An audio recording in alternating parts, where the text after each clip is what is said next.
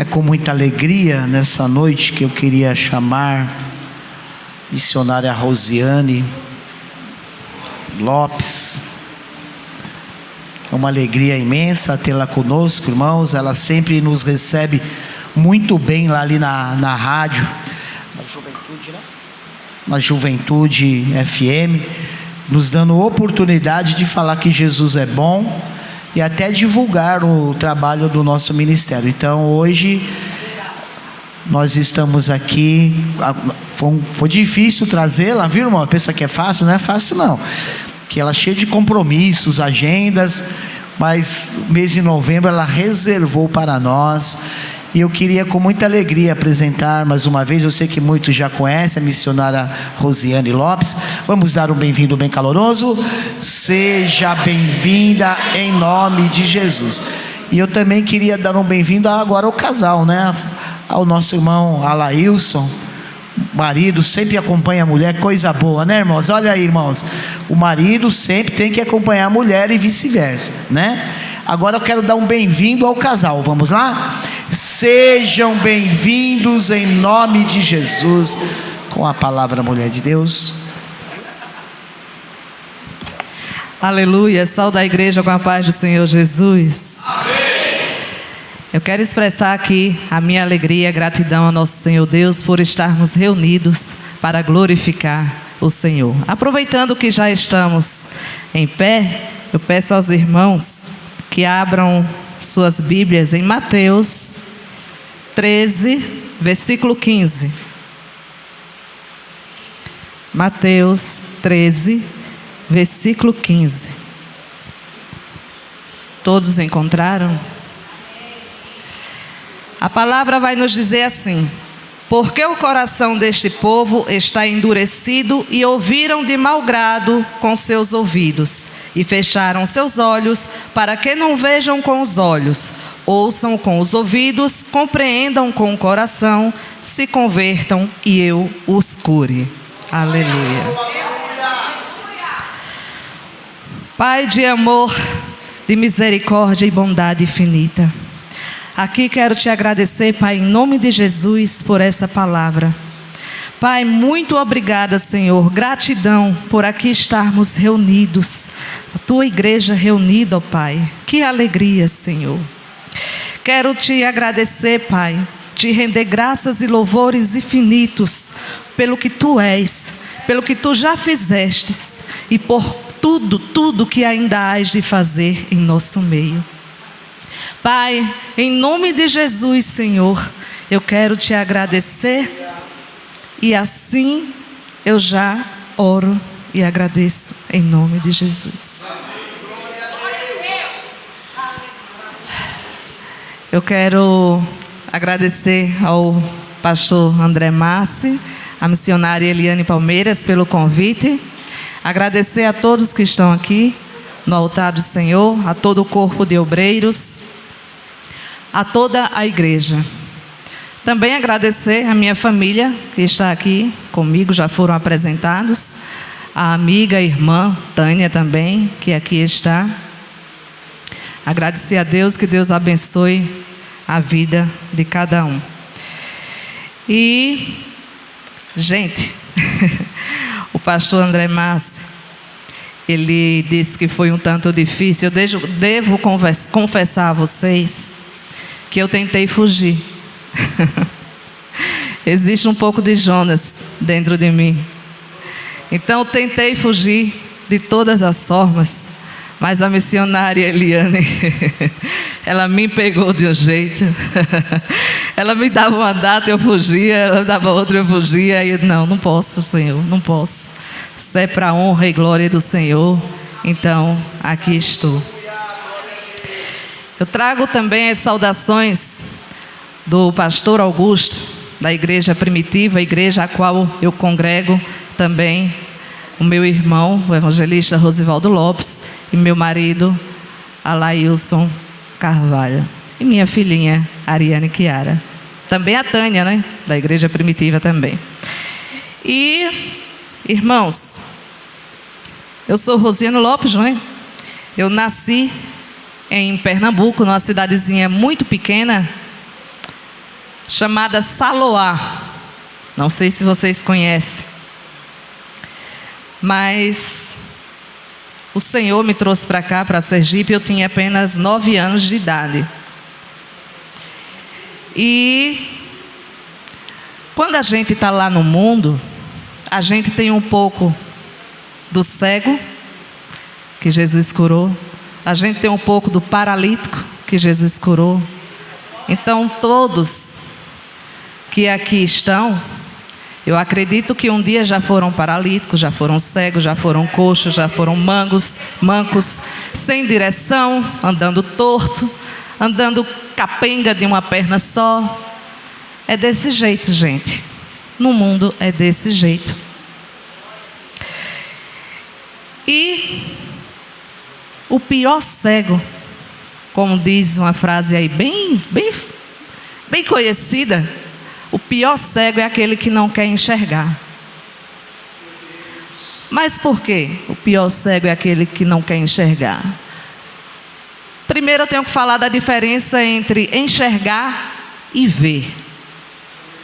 Enxergar, você enxerga com seus olhos físicos. Já o ver, você tem que ter a consciência daquilo que você deseja ver. Então, é dessa cegueira que eu estou a falar, que pior do que o cego dos olhos físicos é aquele cego que não quer ver, que ele não tem consciência do que ele deseja ver. E por muito tempo eu fui como um cego. Mas antes eu tenho que mencionar algo marcante na minha história. Desde a infância, aos 7 anos, eu sofri abuso. E não foi por pessoas, porque tem gente que acha assim, tem que ter cuidado com os nossos filhos, nossas filhas, referente a pessoas distantes, pessoas desconhecidas. Não foi nenhum desconhecido, foi familiar, foi gente bem próxima. Então, isso me causou uma revolta muito grande aos 7 anos com Deus. Porque eu sempre ouvia dizer que Deus é Pai, que Deus ama, que Deus cuida. E aí eu disse que Deus é Pai, que Deus cuida é esse? Não, Ele não cuidou de mim.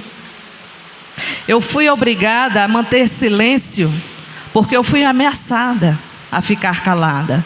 E uma criança de 7 anos não entendia direito o que aconteceu, apenas sabia que era algo que não devia ter acontecido, algo ilícito, algo invasivo.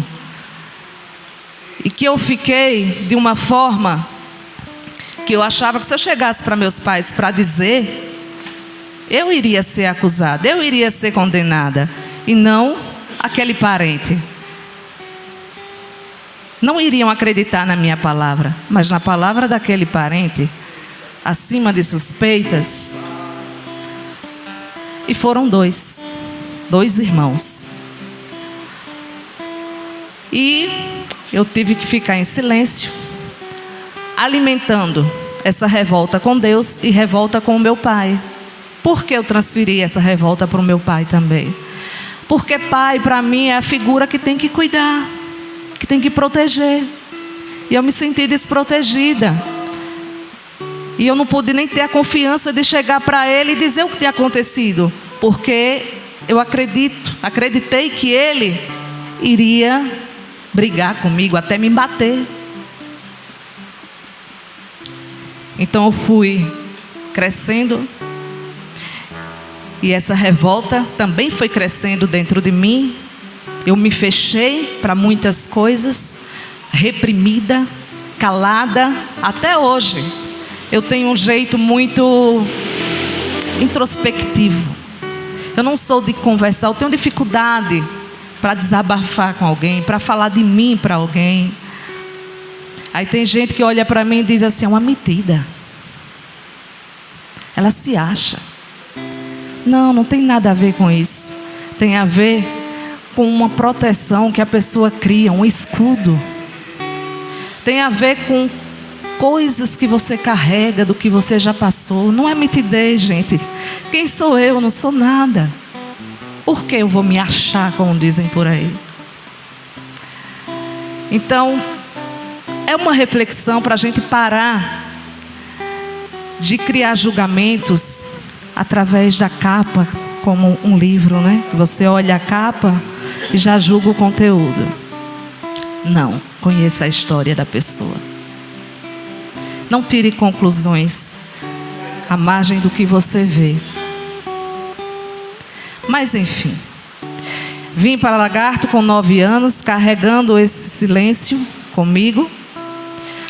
Aqui eu fui para escolas, me tornei jovem. E uma jovem, cheguei aos 18 anos, só vivia de casa para a escola, de casa para a escola.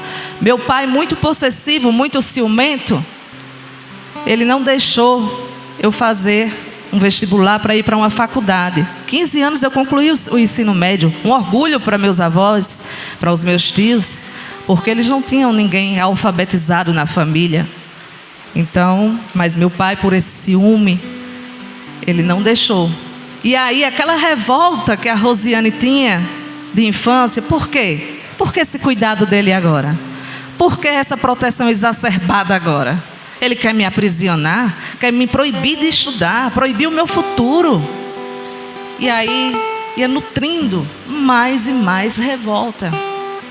E por que tem jovens que não ouvem o conselho dos seus pais?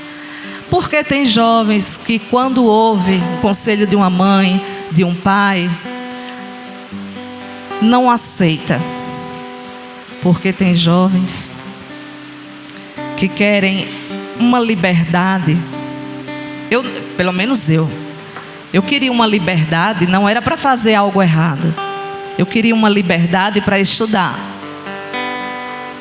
Mas tem pais que eles não sabem transmitir o amor, e o jeito deles de amar é o ciúmes, é a possessividade, é dizer: você não vai a determinado lugar, porque eu não quero você exposta a isso, a aquilo. Assim era o meu pai. Você não vai trabalhar, porque no trabalho você vai se deparar com classe masculina.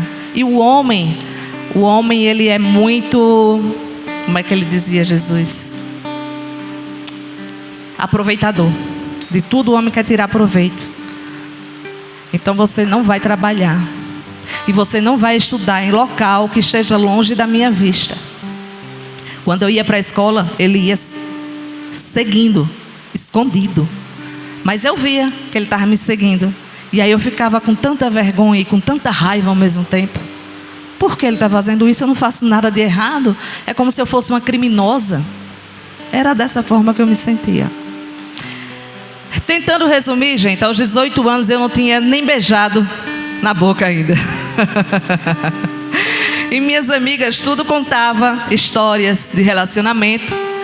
Aí quando me indagava, eu, para não passar vergonha, eu inventava história. Mas deixa que eu nunca tinha nem beijado. E aí, chama a atenção para você não querer se enquadrar na história de ninguém. Porque às vezes tem jovens que estão dentro da igreja e está em ansiedade para encontrar aquele varão dos sonhos, não é? Aí fulana já encontrou e você fica naquela ansiedade, às vezes se sente com vergonha. Será que eu sou feia demais? Algum erro comigo? Não, gente, é porque tudo há um propósito de Deus.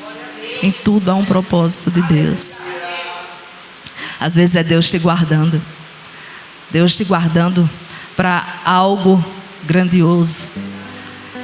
Então não se jogue nos braços de qualquer um.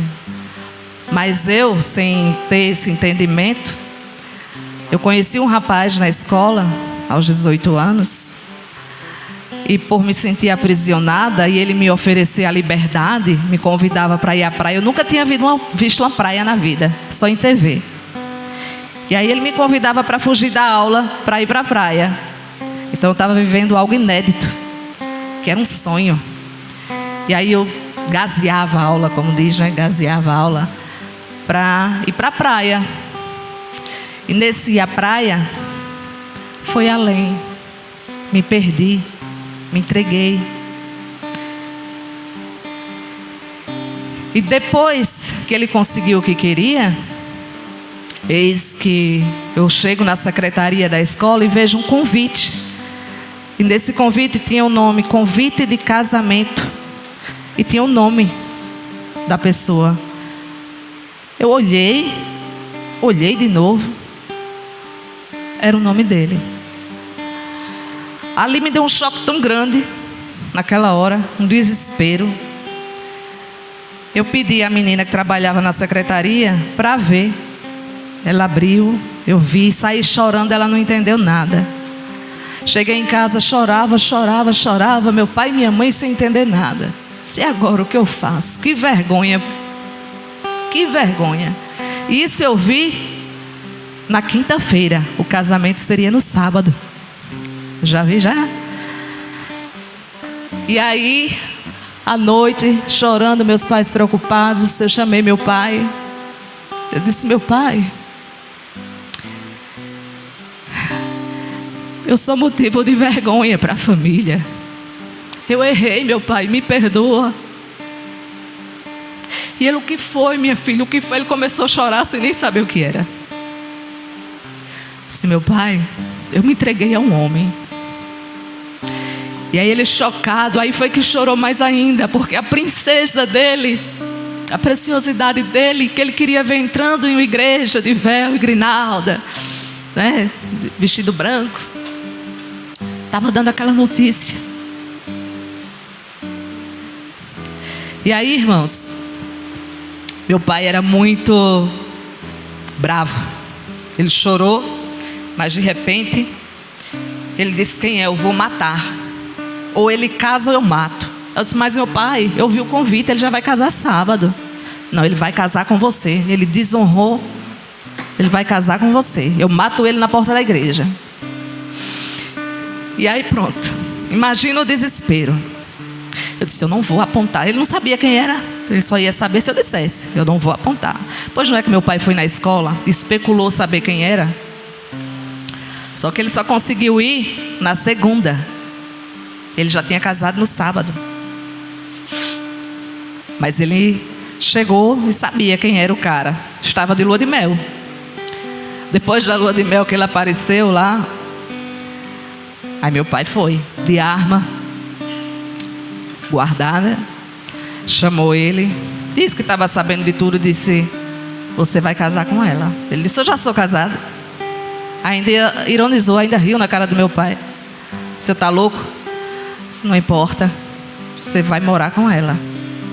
Não importa com quem você casou. Você vai honrar minha filha. E aí, meu pai disse: ó, não tenho mais filha. Para mim você morreu.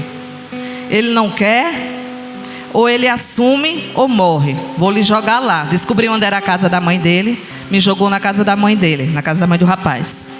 Ó, ou seu filho assume ela ou morre. E a mãe dele era advogada, repara. Olha o bolo. E eu não quero saber dela não. Para mim ela morreu. Mas vocês vão ter que cumprir isso. Eu não tenho mais filha, mas você vai ter que honrar. Vai ter que ficar com ela. Porque eu não vou ficar com ela me envergonhando na cidade não. Para resumir, fiquei lá. O cara casado com a outra. A mãe sem saber o que me fazer, o que fazer com aquele pacote que jogaram na casa dela. E mais uma vez eu fui abusada, só que aí diariamente. 2, 3 vezes no dia até. Porque dizia: já que me obrigaram, já que lhe trouxeram aqui, então eu vou aproveitar. Você não abriu sua boca? E aí eu sofri abuso. Porque eu não queria mais. Tinha acabado a ilusão. Não queria saber dele. Casou com outra, ele me enganou. Mas por abrir a minha boca, que deveria ter calado, segundo ele, então, já que você está aqui, eu vou aproveitar. Aí ia para a casa da mãe. onde eu estava. Acontecia, voltava para a casa da que ele tinha casado. E assim ficou por 2 meses. Até que eu, em depressão, sem querer me alimentar, chorava muito. Não conseguia me comunicar com minha mãe. Meu pai não queria saber de mim. A única pessoa que eu falava era com meu irmão. Ele ligava escondido para mim, do telefone da vizinha. E cada vez que ele me passava: nossa mãe está doente, muito doente, muito preocupada, e nós vamos embora porque meu pai não quer que você tenha contato nenhum com a gente. Não é para você saber nem nosso endereço. E aí, isso me matava um pouco, mas foi quando um dia eu comecei a me sentir sem forças mesmo, muito fraca, muito fraca. E a minha regra tinha parado de vir. Eu estava começando a me sentir mal, tontura, mas eu achava que era por causa da falta de alimentação. Mas aí, a mãe dele, por ter experiência que eu não tinha, desconfiou que eu estava grávida. E aí eu ouvi um diálogo entre os dois, que eles comentavam: o que é que vamos fazer? Ela não pode ficar aqui. Como vamos se livrar dela? E aí, num desses comentários, eles me davam remédios, dizendo que era vitamina. E nesses comentários eu ouvi ela dizendo: não aborta não, é? Que negócio é esse? E aí eu fui entender que aquilo que eles davam, dizendo que era vitamina, não era vitamina, era abortivo. E naquele choque, eu acho que foi o choque, eu comecei a sangrar. Acho que foi o choque de ouvir. Eu comecei a sangrar, e fraca. Eles disseram: vamos empurrar ela dentro de um carro e jogar lá em Lagarto. Vamos dizer que ela está lhe envergonhando aqui, que ela veio para cá fazer vida, que ela está lhe traindo com outros. Isso tudo eu ouvindo. Aí eu: meu Deus, eu não posso chegar a Lagarto, contar essa história, dizer que estou grávida. Meu pai vai matar todo mundo. Chegou ali em Salgado, eu disse: eu quero ir ao banheiro. Não, você não vai descer desse carro. Eu disse: eu quero ir ao banheiro. Tá, desça, mas volte logo. Quando eu abri a porta, ao invés de ir para aquele banheiro que tem na rodoviária, eu corri em disparada em direção ao bairro chamado Estação. É o lado contrário. Eu corri, fui ver forças não sei onde, porque eu estava muito fraca. Eu corria, eu gritava, eu chorava: socorro, socorro, vão me matar, vão me matar. E tinha umas senhoras que viram meu desespero.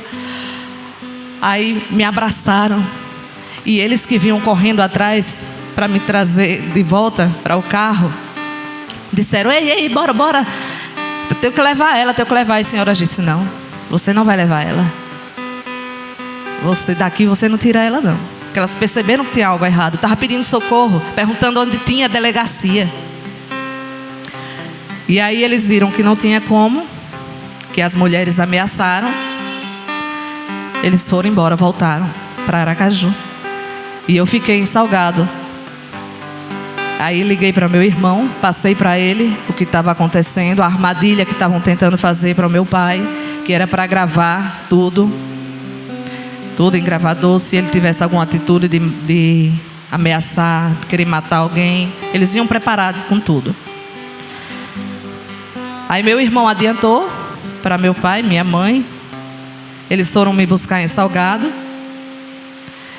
Meu pai se rendeu, né, um pouco. Aí disse: já que não tem jeito, eu vou lhe aceitar dentro de casa, mas você vai seguir a minha cartilha. Você não vai namorar de jeito nenhum. Você não vai para lugar nenhum que não seja comigo, com sua mãe ou com seu irmão. Eu aceitei, tinha que aceitar. Só que ele não sabia que eu estava perdendo um filho, que eu estava sangrando, Que estava sangrando, sabia, mas achou que era fraqueza. Estava vindo demais, era uma hemorragia. Enfim. A única pessoa que eu falei foi para minha mãe. Mais ninguém, nem meu irmão sabia. A única pessoa que soube foi minha mãe. Eu tive que ir procurar ajuda médica escondido, para meu pai não saber. Tive muita febre, muita dor. Cheguei lá, a médica disse: ó, seu útero já está todo infeccionado. Vamos fazer uma curetagem, mas é de grande risco, porque o feto está podre dentro do seu útero. Depois que fez, ainda fiquei com muita febre. Ela disse que era saindo o restos ainda, era normal. Mas o que eu quero dizer, que eu não vou contar muitos detalhes, é que minha vida esteve em risco. Eu quase morri por causa disso, porque infeccionou tudo por dentro, quase perdi o útero. E ela também disse que eu não poderia ser mãe. Depois daquilo, eu não geraria, seria mínimas as condições, porque afetou muito meu útero. Tá ok. E aí, eu fiquei naquele vazio, naquela angústia, insatisfeita. Eu queria sair de casa, ter a liberdade para estudar, para trabalhar. E não dava, porque foi um acordo com meu pai: não, você vai seguir a minha cartilha, você vai ficar dentro de casa, não vai trabalhar, não vai estudar nada. Aí o que foi que eu fiz? A vida não presta, não tem graça. Eu fui ali naquela bica, um balneário bica, aquela rua lateral, só tem oficinas. Minha mãe tomava remédios controlados para diabetes e hipertensão. Eu peguei 2 caixas de cada, tarja preta, viu, gente? Quando minha mãe tomava 2, que ela esquecia que tinha tomado, tomava outro, ela passava mal. Eu tomei mais de 200 comprimidos. Peguei, enchi a mão e fui engolindo com água. Quando eu terminei, eu só lembro que eu senti o meu corpo como se estivesse dormente. E eu não via mais nada, eu só via vultos. E à medida que eu via vultos brancos em minha volta, como se estivesse assim, ó, no ar, eu vomitava.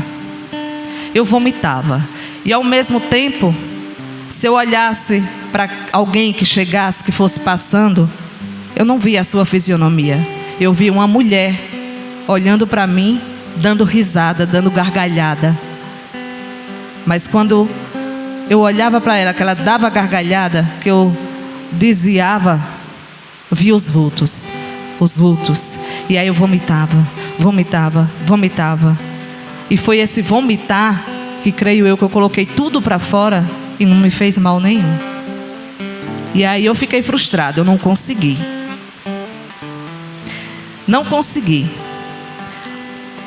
Depois me encontraram, um vizinho me encontrou zanzando pela rua, me levou de volta para casa. Mais uma vez dentro de casa. Será possível? Não consegui. E aí meu pai tinha montado uma lojinha de flores para mim, arranjos que eu mesmo fazia, arranjo de flores. E eu não tinha vontade de ir para a loja. Até que um dia me veio a vontade de descer aqueles barzinhos ali da feira. Cheguei lá, olhei para o barzinho assim, aí tem 1 litro vermelho. Eu não conhecia nada de bebida alcoólica, viu? Nada. Mas vi aquele litro vermelho, me deu a vontade de tomar. Moça, eu quero tomar aquilo ali. Não sabia nem o nome. Aquilo ali, aquilo vermelho. Quando ela botou, eu entornei de vez. Ela olhou assim: você tem costume de beber? Eu disse: não, é a primeira vez. Você conhece o que você bebeu? Não. Você está tomando Campari. Ah, é? Eu quero mais. E ela: não, você não pode beber desse jeito não. Eu disse: eu quero mais. E aí, para resumir, eu me viciei. Todos os dias eu saía de casa dizendo que ia para a loja, mas ia era beber. Até que um dia eu me tranquei dentro da loja e eu vi, assim como eu estou vendo essa senhora, eu vi uma mulher que chegava para conversar comigo. Do nada ela aparecia, do nada ela sumia. Era a única pessoa que eu tinha para conversar, porque eu não conversava com ninguém. E ela dizia: você não está vendo que não dá?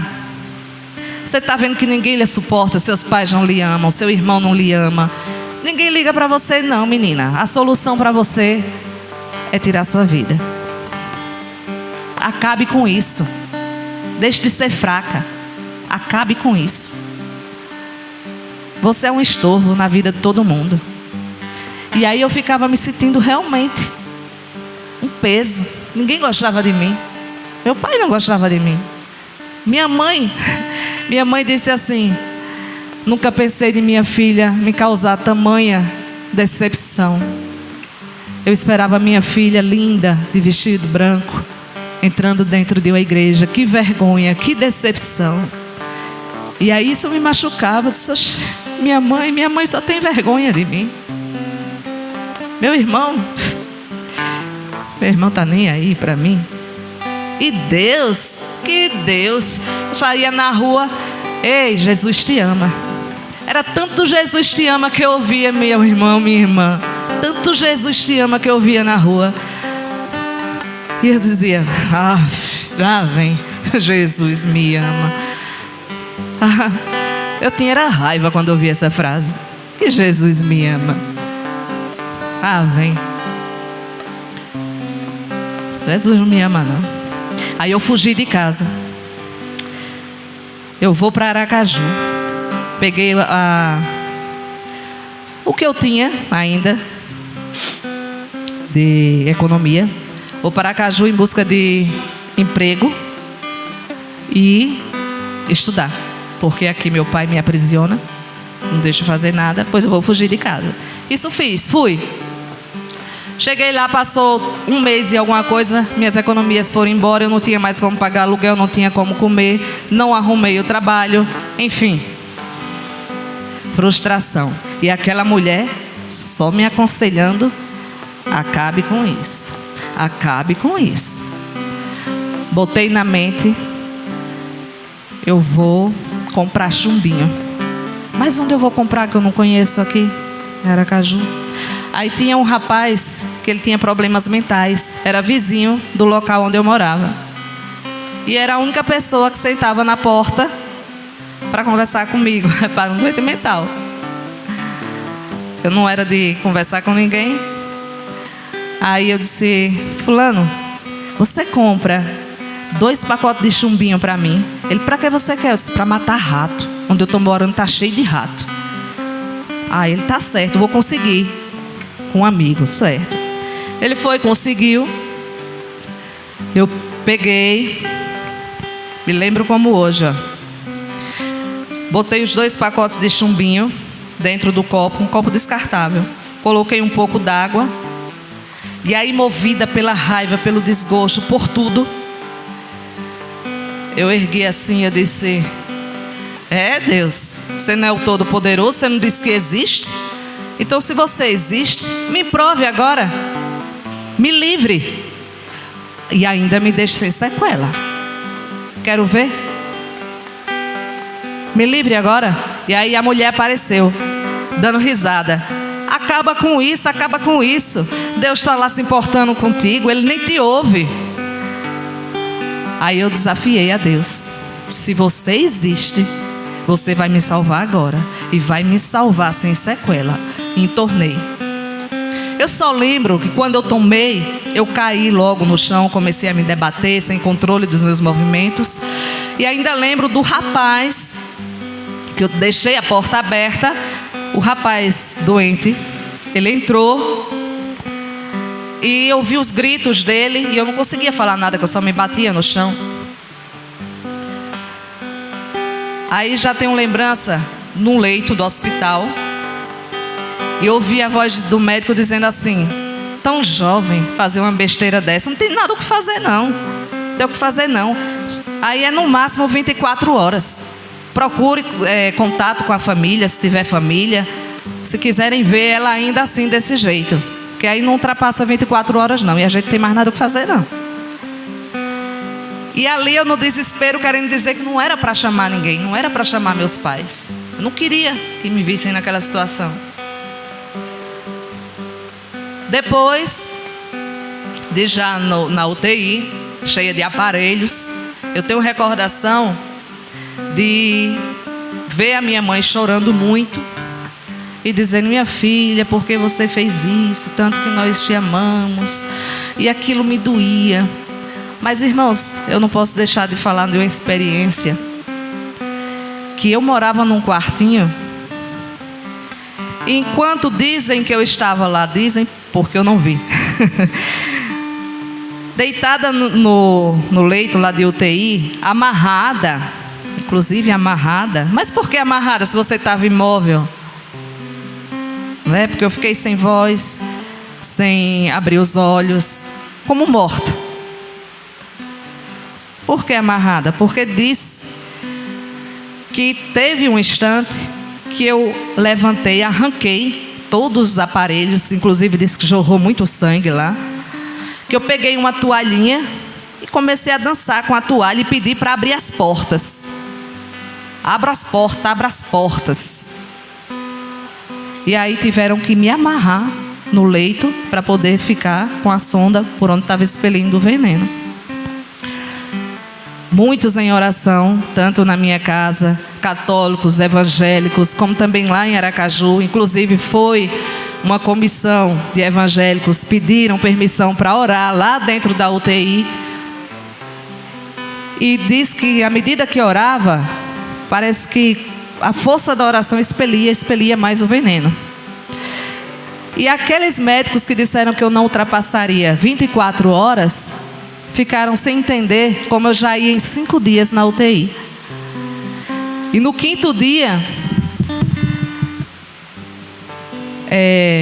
eu tive a experiência que eu vou citar para vocês agora, que eu vi o meu corpo, eu aqui, vendo o meu corpo lá naquele leito de UTI. E eu arrependida, chorando muito, querendo pedir perdão à minha mãe, que eu estava vendo ela ali, ao meu pai. Mas eles não me ouviam. E eu estava vendo eles lá no quarto onde eu morava, eles arrumando as minhas coisas, minhas roupas, chorando, e meu pai dizendo o quanto me amava. Por quê? Porque minha filha fez isso, porque onde eu errei. E eu querendo dizer: não, meu pai, me perdoa, o senhor não errou, me perdoa. Mas eles não ouviam. E aí eu comecei a clamar por Deus: meu Deus, porque eu fiz isso? Senhor, me perdoa, me dá uma nova oportunidade. Eu só quero uma oportunidade. Eu quero dizer ao meu pai e minha mãe o quanto eu me arrependi de fazer isso, o quanto eu os amo, como eu amo meu irmão, como eu amo minha família. Me dá a oportunidade, Senhor. E aí eu vi uma luz muito forte. Eu já não vi mais meu pai e minha mãe naquele quarto, mas eu vi essa luz e eu ouvi uma voz dizer: você vai ter uma nova oportunidade de fazer diferente. E no momento que eu ouvi essa voz, eu tive consciência do meu corpo ali naquele leito. Ouvi a voz da minha madrinha que estava lá. Minha mãe não estava, minha mãe estava lá naquele quarto onde eu morava. E aí eu ouvi a voz de minha madrinha e eu fiz isso aqui, ó, para ela entender que eu estava ouvindo ela. Eu não podia falar, eu não conseguia abrir meus olhos, mas eu ouvia, eu tinha consciência do meu corpo. Eu fiz isso, ó, que eu não conseguia me mexer, mas eu consegui fazer isso. E aí foi motivo de alegria. Ela ligou para os meus pais, disse: ela mexeu o dedo, ela está entendendo. Eu pedi que ela me reafirmasse: você está me ouvindo? E ela fez isso. Minha mãe foi para lá, chegou com tanta alegria. E aí os médicos ficaram sem entender nada, absolutamente nada, e disseram: olha, eu não sei, não consigo explicar como foi isso, mas a quantidade de veneno que ela tomou e o jeito que ela chegou aqui, não era para estar viva não ainda. E a gente não tem o que fazer aqui mais não, podem levar. Agora eu não sei quanto tempo vai durar assim, viu? Vai ser um ser vegetativo. ela não vai voltar a falar, ela vai ficar com problemas mentais, problemas estomacais, ela não vai voltar a andar direito, vai ter que ser carregada por alguém. E mãe, ela não vai ser nunca na vida dela. É um ser vegetativo que vocês estão levando para casa. Tenham consciência disso. A minha mãe e meu pai disseram, eu vou levar. E levaram com alegria. Vamos levar. E trouxeram para casa, felizes. E continuaram em oração. A família toda, tanto a parte católica orava, como a parte evangélica orava. E era oração de tudo que é lado, gente. E eis que eu fiquei realmente um bom tempo só em cima de uma cama, sem me movimentar direito, sem conseguir falar, mas eles forçavam para conversar, para que eu fosse tentando, tipo uma fisioterapia, mesmo a língua presa, mas foi desenvolvendo, eu fui conseguindo falar. E gente, a hora passa, meu Deus. Aqui estou eu, sem sequelas. Lembra do desafio que eu fiz a Deus? Sem sequelas nenhuma, não tenho problemas mentais, não tenho problemas estomacais. Não sou aleijada, graças a Deus. Disseram que eu ia ficar sem condições de andar nenhuma. Não ia ter filhos, mas eu vou chegar lá, viu? Vou chegar lá ainda. Porque quando Deus quer, é assim. Não há decreto de Satanás sobre a minha, sobre a sua vida, que possa sobressair ao decreto de Deus. Enquanto Satanás olhava e dizia, consegui. Mas eu conjecturo Deus olhando e dizendo, ainda tem vida aí. E mesmo que o cenário diga que é o fim,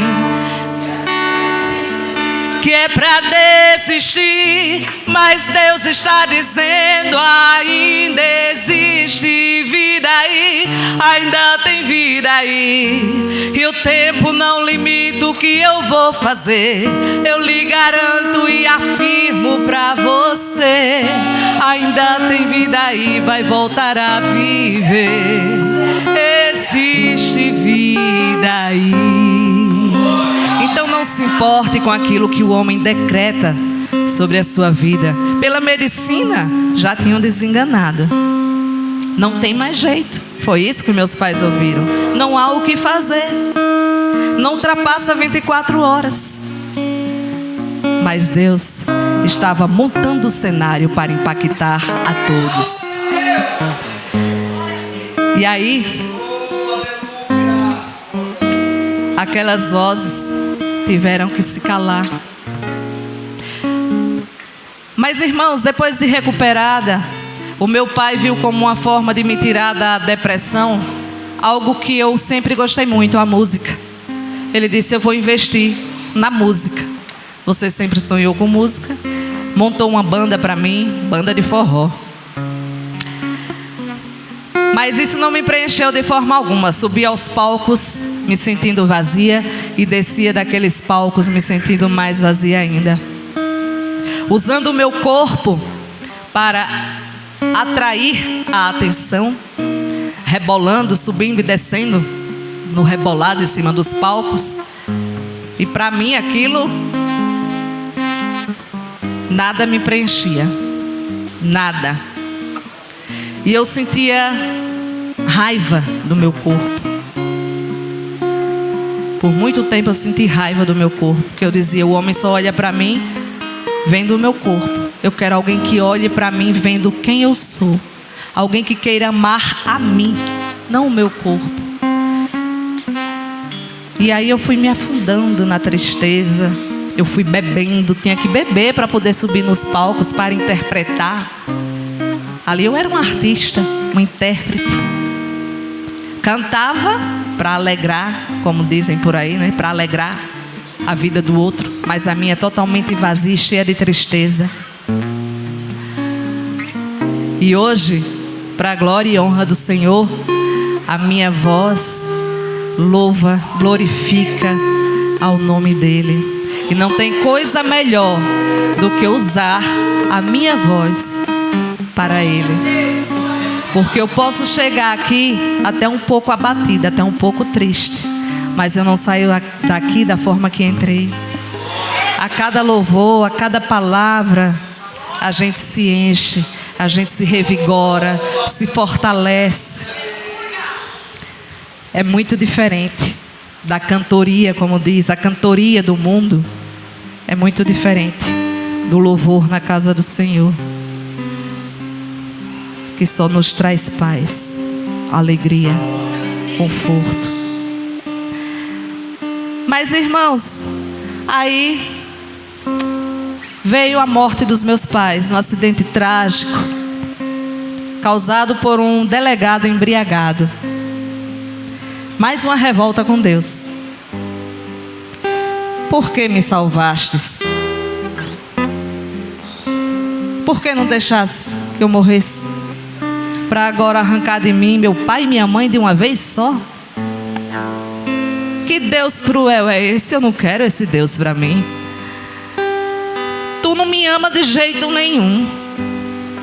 Ah, que Deus ama, que Deus ama, que Deus cuide. Que nada, que nada.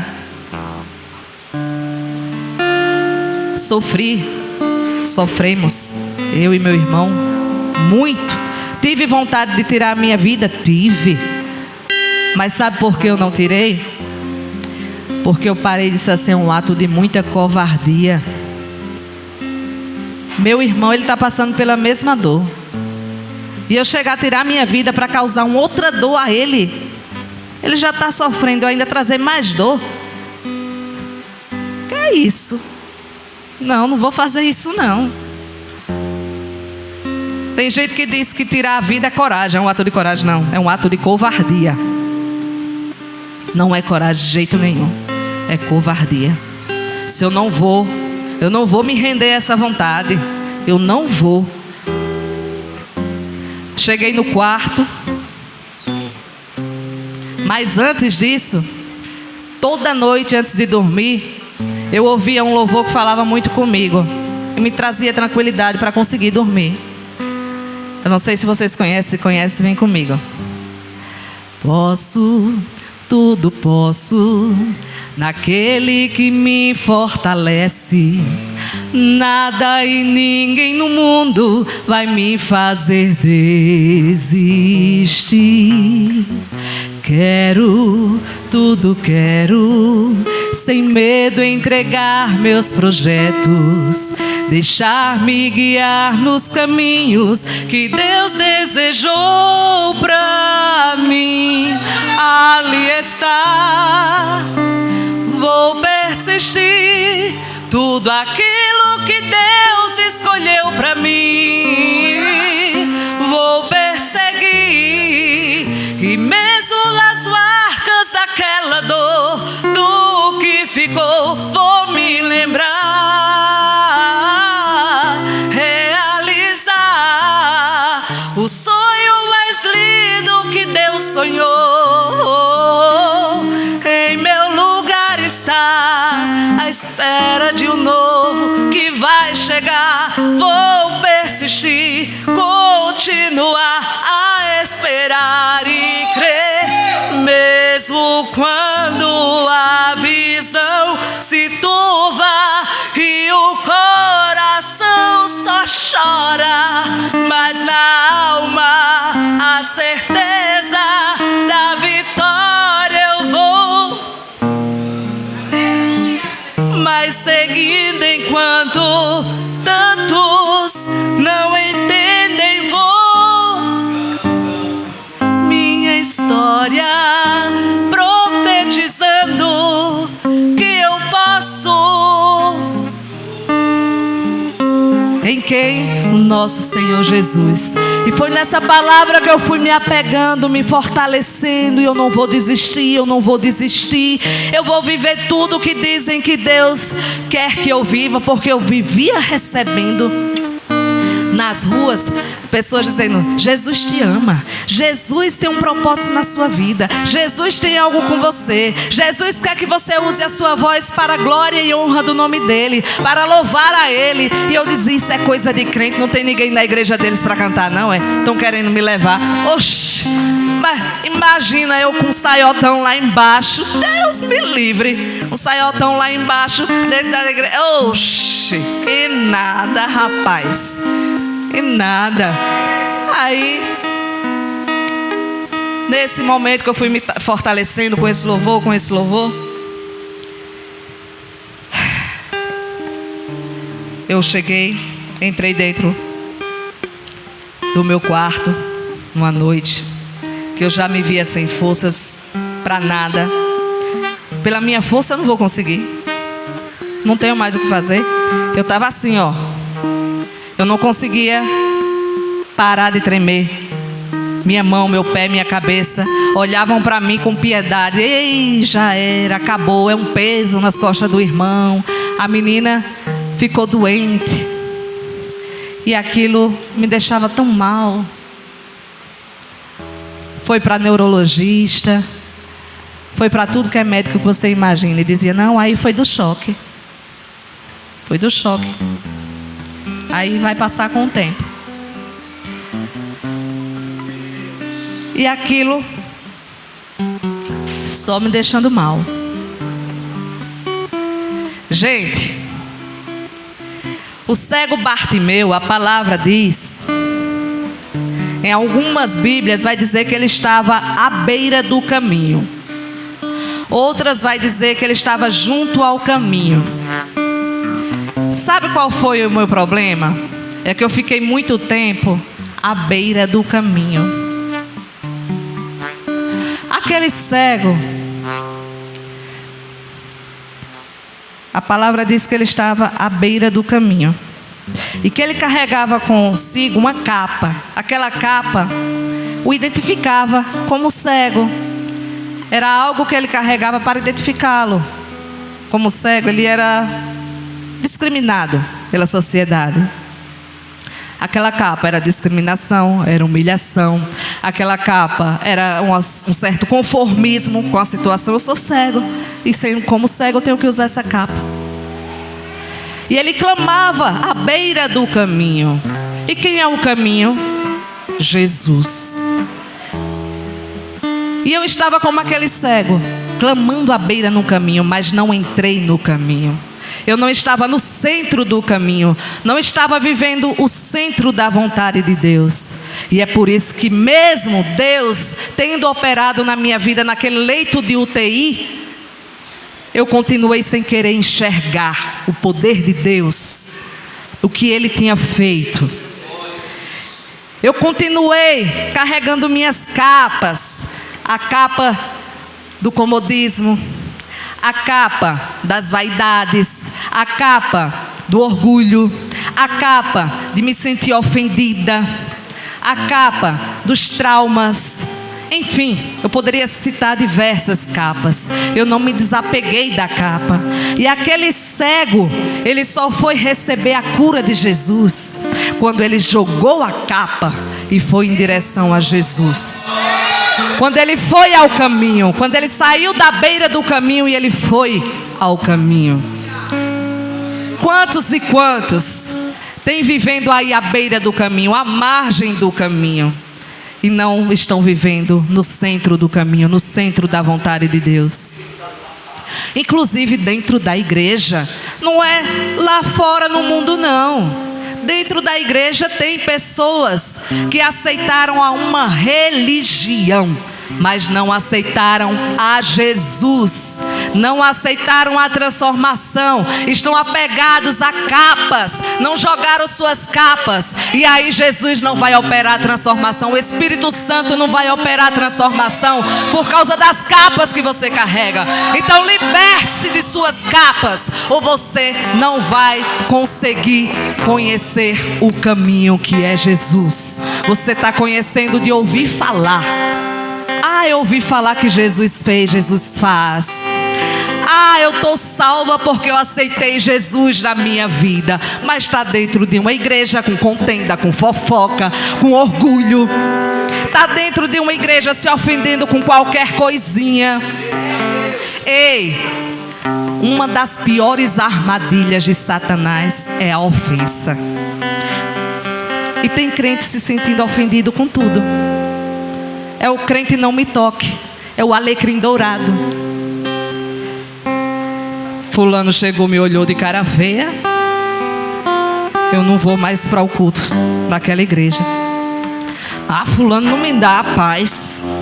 Eu vou deixar de ir para aquela igreja. Eu não vou com a cara daquela fulana não. Não vou mais para essa igreja, não vou mais. E é N desculpas. E tudo jogado por conta de orgulho, de ofensas. As capas.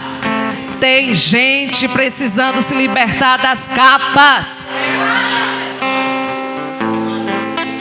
E eu estava com diversas capas. Mas quando eu cheguei no meu quarto naquela noite, eu resolvi me despir de algumas daquelas capas, porque não foi ainda nessa hora.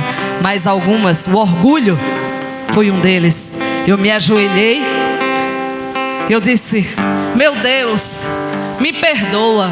Eu reconheço, Senhor, que foi Tu que me salvastes e eu sou grata. Me perdoa por ter questionado para que me salvou. Me perdoa. E eu não sou nada, eu não sou ninguém. Eu não sei para onde ir, eu não sei caminhar mais, Senhor. Eu não tenho mais forças para seguir.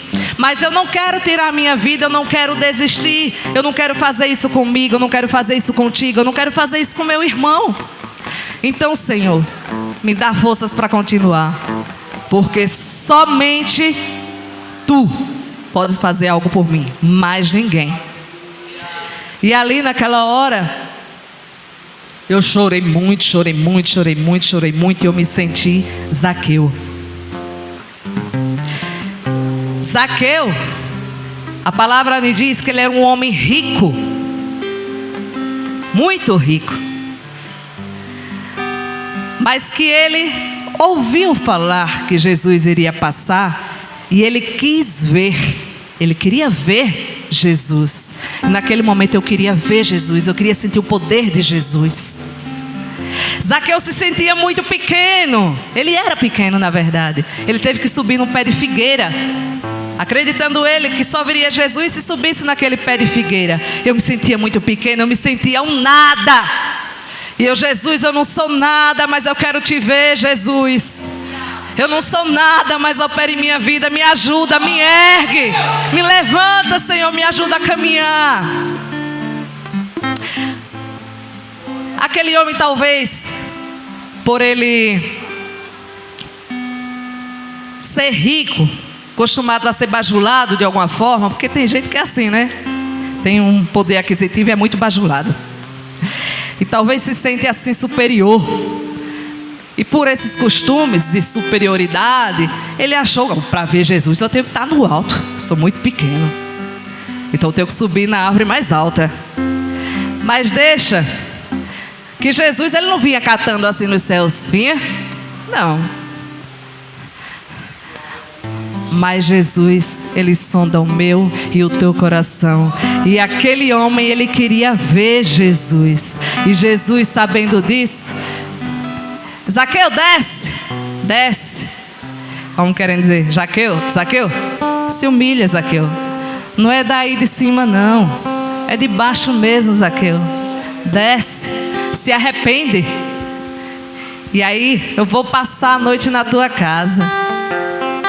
E naquela noite eu senti Jesus entrar na minha casa. Jesus entrou na minha casa. Eu, uma pecadora, mas Jesus entrou na minha casa. A Bíblia diz que diziam assim: Jesus entrou na casa daquele pecador. Mas quando chega lá, Zaqueu, arrependido, disse: eu dou metade de todos os meus bens. E se ainda eu fiz mal a alguém de alguma forma, né? Eu vou dar de forma quadripulada, é algo assim. 4 vezes mais. E Jesus disse: a salvação entrou na tua casa através do arrependimento de Zaqueu. E ali eu estava arrependida. Ali eu me tirei algumas capas. Mas por que eu estou dizendo algumas? Porque eu ainda continuei desejando mal àquele homem que tirou a vida dos meus pais. Eu digo tirou por quê? Porque ele vinha embriagado, em alta velocidade. Um delegado que era para ser exemplo, e não foi. Para mim, ele tirou a vida dos meus pais. Então eu fiquei desejando mal a ele. Eu não consegui perdoar. Cada notícia que chegava, chegou uma notícia dizendo assim: a filha dele sofreu um acidente e morreu degolada. Eu disse: não, eu não queria isso não. Porque a menina inocente pagar, não queria isso não. Mas ainda fiquei querendo ver ele sofrer de alguma forma, querendo receber notícias de que ele estava pagando, que ele estava sentindo o castigo. Porque a justiça da terra não fez justiça. E eu estava esperando que Deus fizesse isso, ó. Dessa forma, é vingança que eu estava nutrindo dentro de mim. E Deus não vinga. Deus não vinga, não é assim. Tem gente que qualquer coisinha diz: ah, Deus vai me vingar. E fica nutrindo aquele sentimento de vingança, né? Isso não é saudável, isso não é de Deus, isso não provém de Deus, com certeza não. Eu fiquei presa a essa capa, sem perceber, mas fiquei presa a isso. Sabe quando eu fui me libertar? Quando Deus, aonde foi choro, Ele trouxe alegria.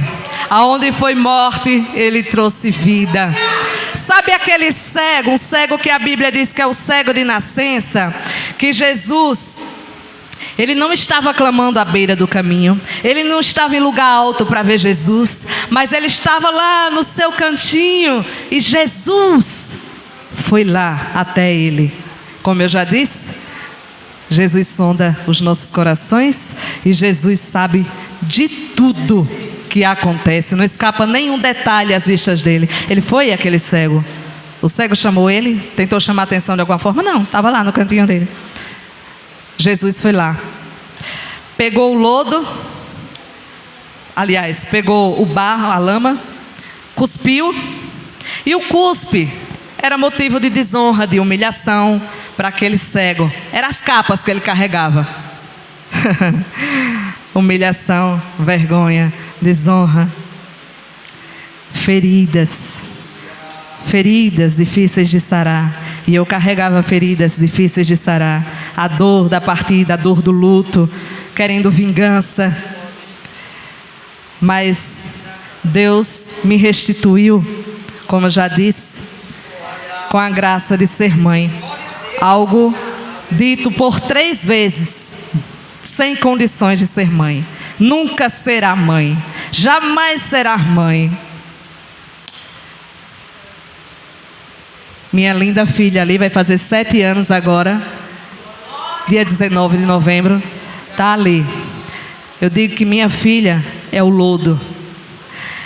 É aquela laminha que Jesus pegou, misturou com o cuspe. O que foi o cuspe aqui? Sabe o que foi o cuspe? Os traumas. Tudo aquilo que me feria, que me humilhava. Tudo, porque quando a minha filha nasceu, veio como uma bomba assim à tona, ó, na minha memória. Meu Deus, eu vou ser mãe, e mãe de uma menina. Eu tenho que cuidar dela, eu tenho que protegê-la para ela não passar o que eu passei. E aí veio na minha mente forte tudo que eu senti quando criança, quando adolescente, na minha juventude. Parece que doía mais e mais ali. Mas ao mesmo tempo, eu dizia: não, eu tenho que ser forte. Agora eu tenho uma responsabilidade de cuidar dessa menina para não acontecer com ela o que aconteceu comigo. Agora eu tenho mais uma razão para viver e não desistir, que eu tenho que ser mãe dela, eu tenho que colocar ela nos caminhos do Senhor, eu tenho que ensinar, passar bons ensinamentos.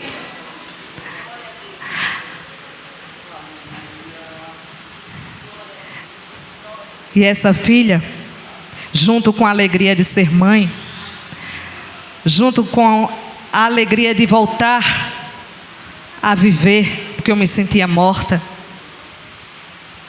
foi aquele lodo que Jesus passou nos meus olhos para que eu o visse, porque até ali eu não via, eu só enxergava.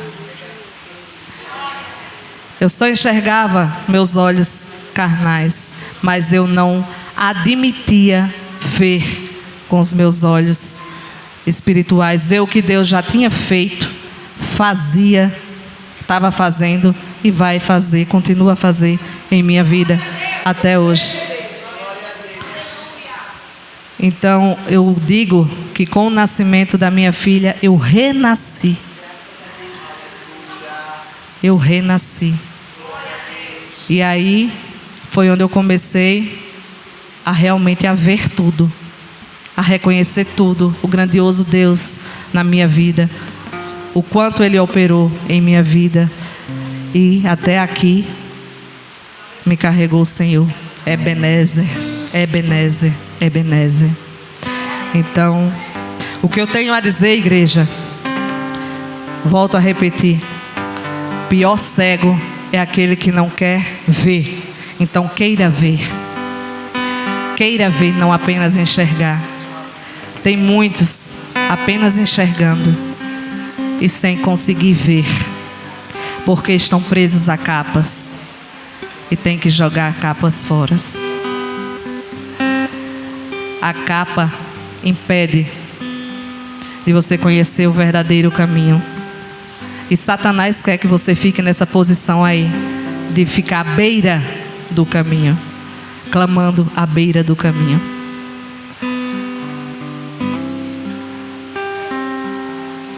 Eu convido a missionária Elisângela, o evangelista Rosivaldo, para a gente encerrar com o louvor. Passei muito do horário, não foi? Eu tentei, viu? Eu tentei reduzir, porque senão ia ser a noite aqui. É, desse jeito. Porque glória a Deus, Deus muito fez e continua a fazer. Então, se fosse para contar tudo o que Deus opera, tem operado em minha vida.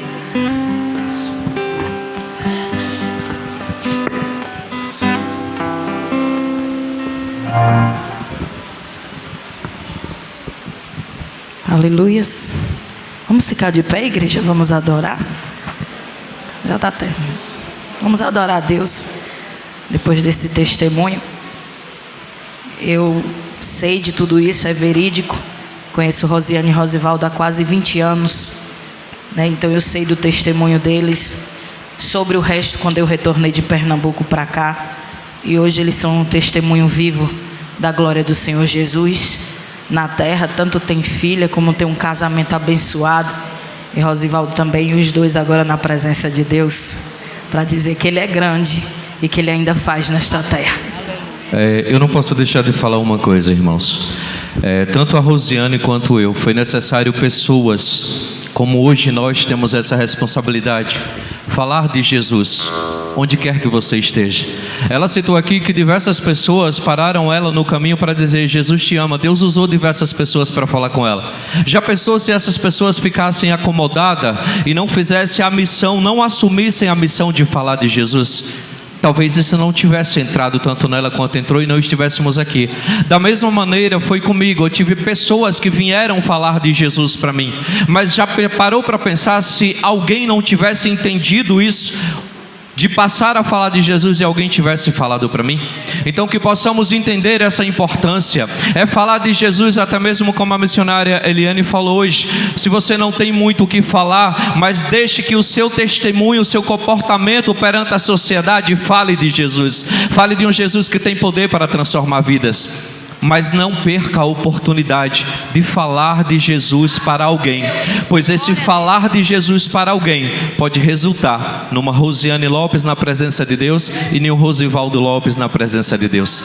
Então não deixe de falar de Jesus onde quer que você vá, nem que seja Jesus te ama, como foi dito para ela e como foi dito para mim. Então é sobre isso. E quero frisar também a importância de levar o verdadeiro evangelho, porque tem gente que está camuflando demais o evangelho. Tem gente que quer falar, citar uma parte do evangelho, mas está esquecendo outra, o evangelho que lhe afronta, o evangelho que verdadeiramente lhe traz transformação, e não aquele que somente te afaga os egos. Então, talvez seja por isso, missionária Elisângela, que alguns permanecem dentro da igreja, preso a uma religiosidade, segurando suas capas. Não se liberta porque não foi confrontado, não gosta de ser confrontado, e aí só quer aquele evangelho que lhe massageia. E aí não há transformação desse jeito, porque é o confronto que te faz transformar, que vai te impactar, que vai te levantar, te firmar, fortalecer para caminhar. Aquele evangelho que passa a mão na tua cabeça só te enfraquece. E o primeiro vento, ó, você cai. Vamos adorar. Vamos adorar.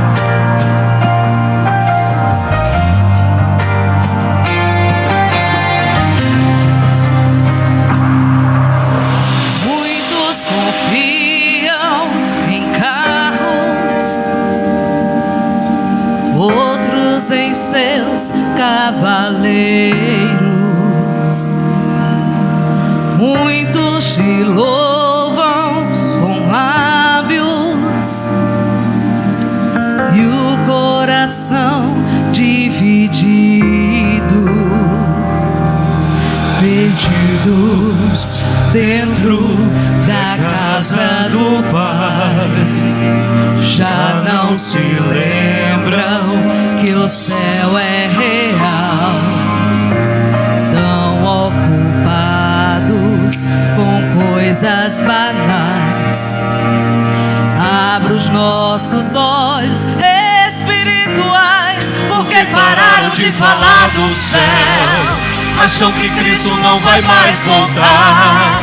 Já não se fala mais em oração, de santificação não querem mais pregar, porque pararam de falar do céu. E só se fala em bens materiais. Mas eu sei que dentro da igreja existe uma igreja espiritual. Levanta essa geração, desperta igreja em oração, faz arder de novo, reacende o fogo. Levanta essa geração, traz de volta a visão, onde tudo começou, de volta ao primeiro amor.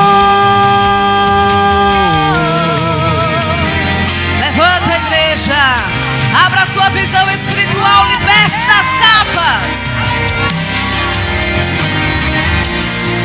Porque pararam de falar do céu, acham que Cristo não vai mais voltar. Já não se fala tanto em oração, em santificação não querem mais pregar. Porque pararam de falar do céu e só se fala em bens materiais. Mas eu sei que dentro da igreja existe uma igreja espiritual. Levanta essa geração, desperta a igreja em oração, faz arder de novo, reacende o fogo. Levanta essa geração, traz de volta a visão, onde tudo começou, de volta ao primeiro amor. Acende a chama, Vem nos restaurar, como em Atos 2, desce aqui neste lugar, reacende a chama, vem nos restaurar, como em Atos 2, desce aqui neste lugar, acende a chama, vem nos restaurar, como em Atos 2, desce aqui neste lugar, reacende a chama, vem nos restaurar, como em Atos 2, desce aqui neste lugar. Cadê a igreja que vai orar no céu? Aleluia. Levanta essa geração, Desperta a igreja em oração. faz arder, reacende o fogo, Levanta essa geração, traz de volta a visão, onde tudo começou, de volta ao primeiro amor. Oh, aleluia. Desperta a igreja em oração. faz arder de novo, de novo, de novo. Reacende o fogo, levanta essa geração, traz de volta a visão, onde tudo começou, de volta ao primeiro amor. De volta ao primeiro amor. Oh, vem Espírito Santo, desperta a tua igreja. Abre os nossos olhos espirituais, Senhor. Glória a Deus. Faz de novo, faz de novo, faz de novo. Faz de novo, Jesus. Reacende a tua igreja. Aleluia. Acorda, desperta, igreja. Aleluia. Desperta. É tempo de despertar. É tempo de jogar suas capas fora. Liberte-se, liberte-se enquanto há tempo. E aqui, E agradeço aqui? a oportunidade. E aqui eu também agradeço a oportunidade. Glória a Deus. Glória a Deus.